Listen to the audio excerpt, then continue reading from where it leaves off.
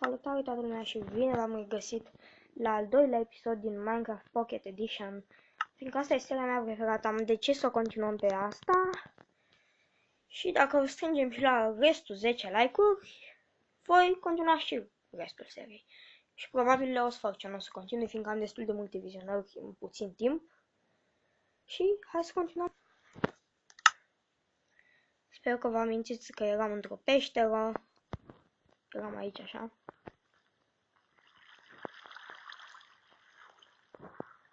Și vreau să văd ce aici jos.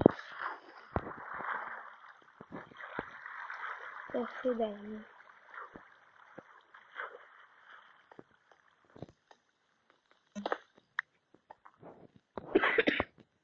Da. Niciun diamond. Da. Ok.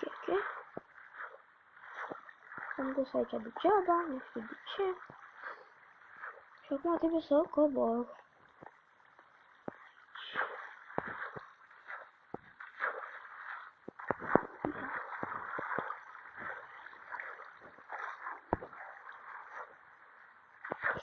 Ok, deci nu sufoc apa. În pește, cel puțin.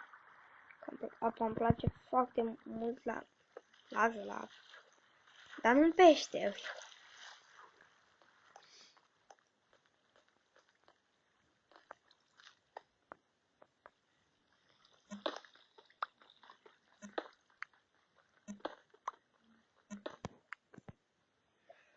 Am să încep și seria pe calculator. Cred că am spus și în episodul trecut că atunci când am să-mi iau, cred că peste o lună, două, nu, peste 5 luni, am să-mi iau la site-ul de filmat. Nu știu, mă hotărăsc ce să dau. Acum trebuie să dau detalii. Chiar nu contează. Contează să filmez. Și o să filmez tot așa. Sunt pe Hypixel o să filmăm, fiindcă am cont premium și mi-ar plăcea să filmez niște PvP. Oh my god! Oh my god! Damn it! Oh my god! Doamne! Deci spuneți-mi cum vi s-a... Doamne, zici că am activat eu l-om. Oh my god! M-am speriat de... Credeam că o să încheiem seria la al doilea episod. Dați-mi cu noutați. O să continuăm și cu episodul 3 din fericire. Dacă nu murim acum undeva îngropați, asfixiați sau... În fine, v-ați prins. Ne fac niște torțe.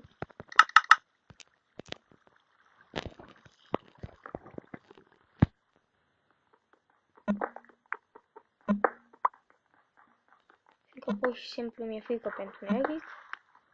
Sunt frică de fel. Glumesc. Mi-e frică de întuneric în Minecraft. Pentru că nimeni nu știe cum poți să cazi în lavă.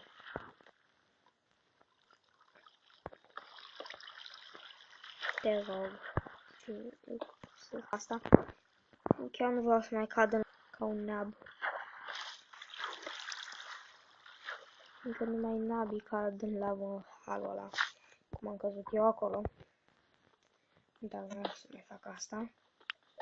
Și aștept să fac o armură decentă ceva. Cred că primele 4 sau 5 episoade vor fi în cave-ul ăsta. Dar restul nu o să mai intru în cave deloc. O să mai minez eu dacă e pe off-camera. O să încerc, fiindcă am multe de filmat. Acum am început ăsta contul de YouTube și chestii. Trebuie să mă țin ca să ca să reușesc să obțin mai mulți abonați, mai multe... Da. La început e cam urât cu YouTube-ul, fiindcă lumea te respinge și se dau dislike-uri și comentarii proaste. Se întâmplă asta.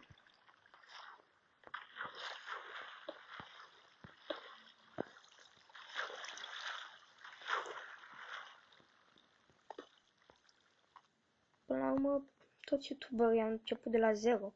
PewDiePie, Mac și altele. Rafael. Și au avut la început, au fost roști, nubi.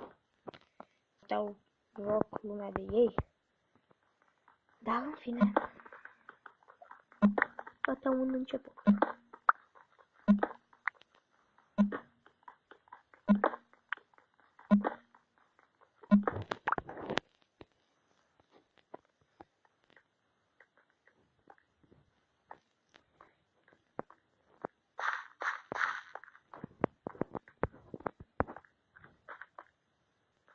Vreau să fac și un canal de vloguri cu niște prieteni.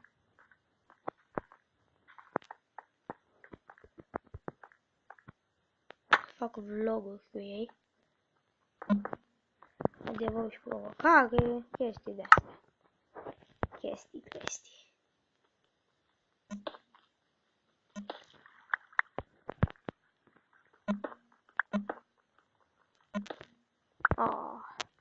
Mă speriase. Deci dacă nu pot să... Dacă mai îmi pune un uscat de aeron acolo, eu mor. Fericit. Da, cred că să ies din peșteră. Din cea mai idiotă și mai greșit cale, deci nu încercați. Un sfat de la mine, nu încercați acasă. Am 52, wow, am 52 de iron. Ok, e un start bun. Deci chiar un start bun. Vreau să îmi spuneți în comentarii ce părere aveți despre asta. Am deja 52 de iron.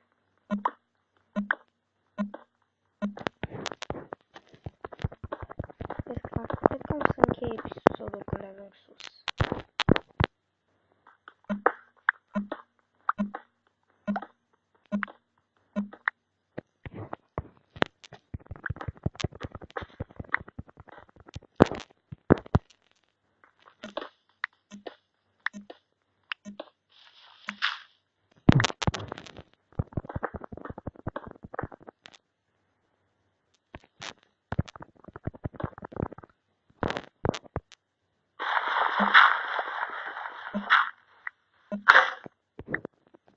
Exact cum s-a terminat strămăcopul. Perfect.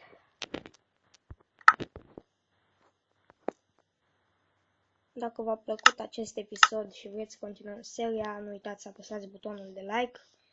Eu am fost Paul și vă aștept cu următoarele cu like-urile și cu abonarea. O să luăm de lângă vaca asta, ca să țineți minte.